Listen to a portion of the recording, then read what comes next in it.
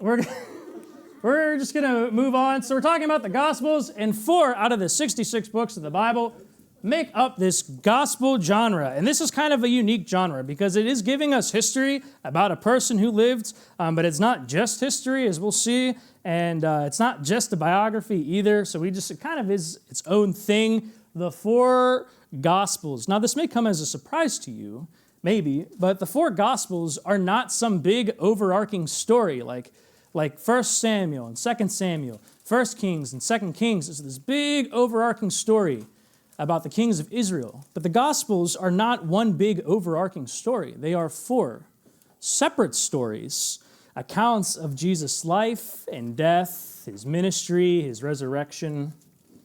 It's 4 stories, each told from different perspectives with different audiences, readers, understanders in mind.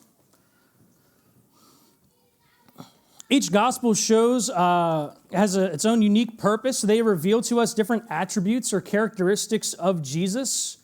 I don't know if I have that there. So why are there 4 gospels? Well, Matthew shows us Jesus as king. Matthew includes a lot of Old Testament prophecies and how Jesus fulfills so many Old Testament prophecies that he is the rightful king of the Jews, king of the world, and king of kings overall. And Matthew focuses on the wickedness of mankind. Matthew talks a lot about the trial and the suffering of Jesus and his crucifixion, the wickedness of man. Mark shows us Jesus as a servant, someone who is obedient to the Father, who does as the Father tells him to, even to the point of death.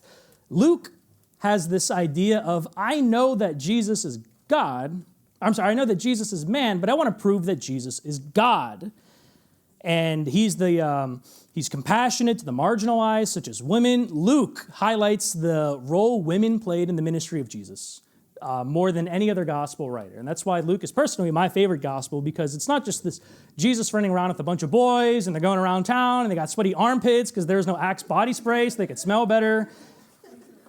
But that women were actually a pretty important part of the ministry that Jesus had on earth, and other marginalized people like the poor or social outcasts. So Luke says, I know he's God, I want to prove he's man. And John says the opposite. John says, I know he's man, but I want to prove that he's God. And he's the source of eternal life, and it focuses on God's love. So we have Matthew showing Jesus as king. Mark does the opposite, Jesus as servant. Luke says Jesus is man, and John says Jesus is God. So we kind of see these 4 contrasts, and it gives us a full picture of Jesus, the Messiah, the promised Messiah who's finally arrived to save us from the curse of sin. And so these 4 Gospels, these records of Jesus, they complement each other. They include different details about miracles or parables or healings or weird things Jesus said, which is what we're going to study in the wintertime. We're going to do a series called Weird Things Jesus Said, because Jesus said some pretty weird things. Very excited for that. We get new insights. We get a look at the big picture of Jesus and his ministry.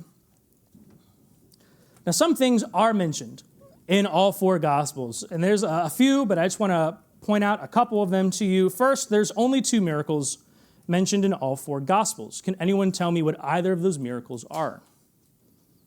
There's only 2 mentioned in all 4. Yes, thank you. The resurrection is one of the 2 miracles in all 4 Gospels. What's the second one?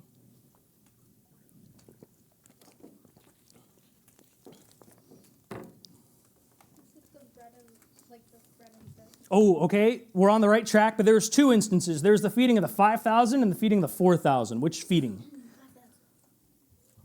What do you think?